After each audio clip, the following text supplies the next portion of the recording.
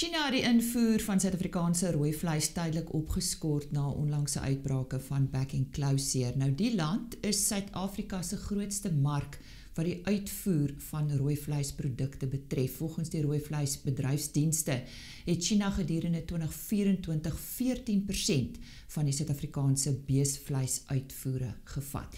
By my in die ateljee het ek Dr. Frikkie Maree, uitvoerende hoof van die rooi vleisprodusente organisasie. Frikkie, het hierdie besluit julle verras? Maar Elise, ja, ek dink dit het ons verras. Uitvoer na China gebeur onder 'n memorandum van verstandhouding wat verlede jaar 2024 onderteken is. En volgens die memorandum, of die beginsel was basies dat China beesvleis sal invoer uit provinsies uit waar daar nie back and claw seer is nie. So die memorandum is onderteken gedurende 'n tyd waar ons back and claw seer gehad het. As ek reg is, was dit September verlede jaar. En toe het die Oos-Kaap en KwaZulu-Natal back and claw seer gehad. En nou onlangs was daar die uitbraak in Mpumalanga, waar China teruggekom het en gesê het, okay, maar hulle is bang vir Mpumalanga, vleis kan nie daar uitkom nie, wat verstaanbaar is, want die memorandum is vir provinsies wat back and claw seer vry is. En toe die positiewe geval in Gauteng aangemeld word, tot hulle basiese kombersbenadering gebruik en alle uitvoere van ons af gestop.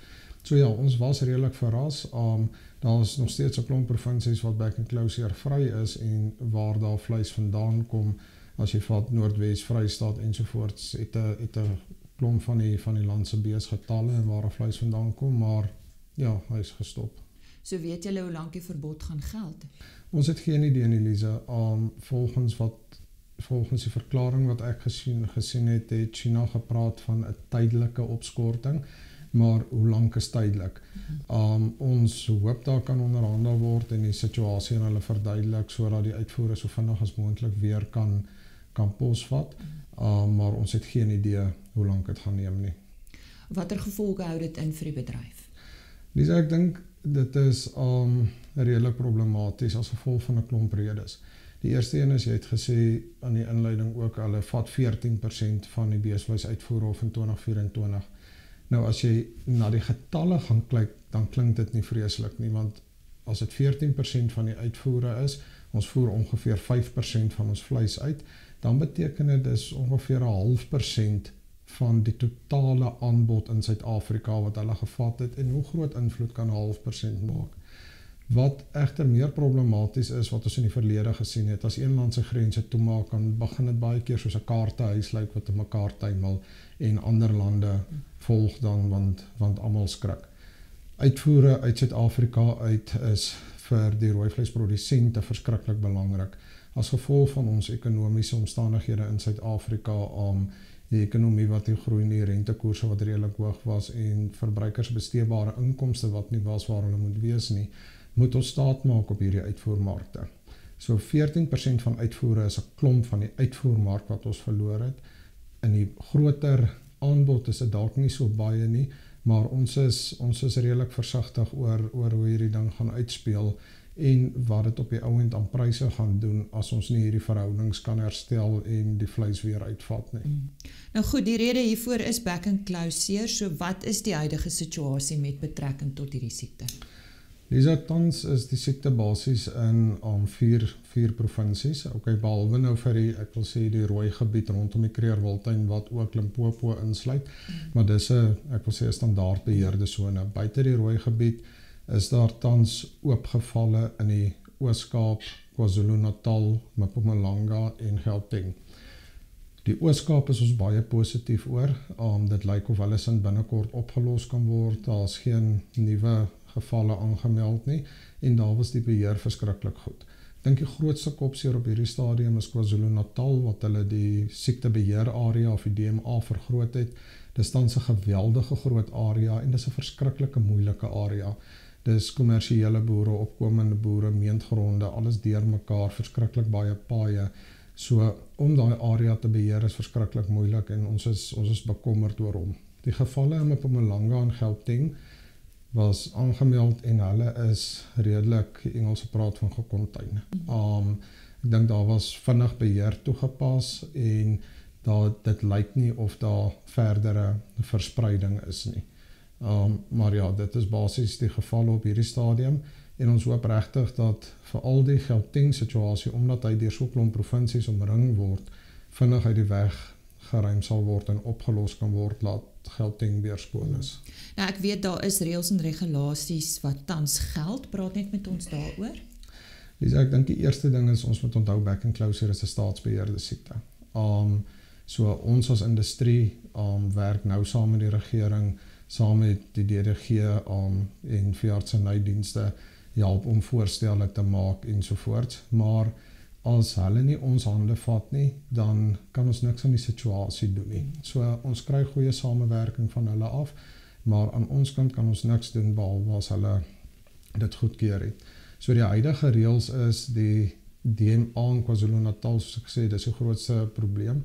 Wanneer daar DMA verklaar is, mag geen diere uit die DMA uitgeskei word nie, behalwe as jy 'n Rooikruis permit het, waarvan hulle praat, 'n veeartseny permit om dit te doen.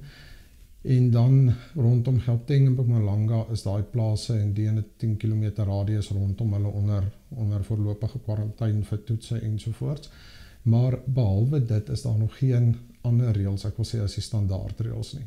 Wat tans besig is om te gebeur is, die regering kyk na ekstra regulasies om 'n plan op die tafel te sit om hierdie back and closure en die verspreiding daarvan te beperk.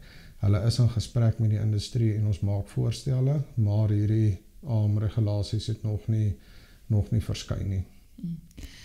Frikkie, wat is die oplossing? Wat dink jy, wat kan hierdie saak beredder?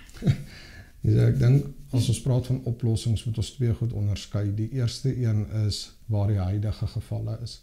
Ons sit daar, veral in KwaZulu-Natal, met 'n baie groot probleem. Al daai produsente is onder kwarantyne.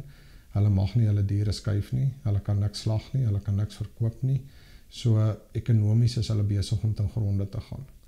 Ons het van die industrie af 'n voorstel gemaak om lae risikoplase, dis plase met goeie biosekuriteitsmaatreëls in plek, te identifiseer en dan hierdie produsente na 'n audit marktoegang te gee. En die regering is besig om te kyk daarna na 'n vraelys en hoe hierdie audits moet werk. Maar daar gaan ook baie dringend abattoirs back and closure klassifikasie moet kry om diere wat positief was ensovoorts in daai omgewing te kan slag sodat daai boere inkomste kan kry. So dit is die een oplossing. Ons moet vir die produsente marktoegang gee in daai areas. Die tweede ding gaan daaroor om die hele situasie in die land te beredder. Ek dink op hierdie stadium besef almal back and closure is endemies aan Suid-Afrika. Ons gaan dit nie sommer uitgeroei kry nie. Dit word nog verder bemoeilik deur buffels wat dit oordra en die wildsplase ensovoorts. Nou as ons vir mekaar sê dit is endemies, moet ons begin om die beheer van of die skuif van diere baie naby te monitor om seker te maak ons weet waartoe diere geskuif het. As daar 'n probleem is, laat ons dit so vinnig moontlik kan beperk. En dit kan ons net doen deur 'n goeie naspeurbaarheidstelsel wat die beweging van diere monitor. So RMES planne behoort ons daarom te help daarmee. Ja, ek glo dit is een van die goed. En dan net 'n tweede ding, waaroor ons praat en waarna daar gekyk word, is dalk om in kompartemente te end.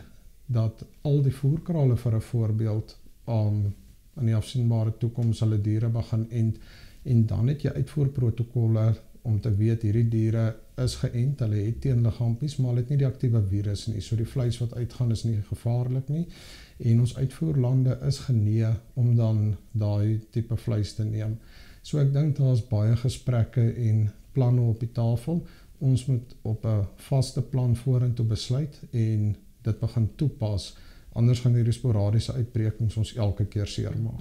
Jy praat van ons, maar dit is 'n staatsbeheerde siekte, so dis eintlik iets wat van die regering se kant af op die ou end moet kom.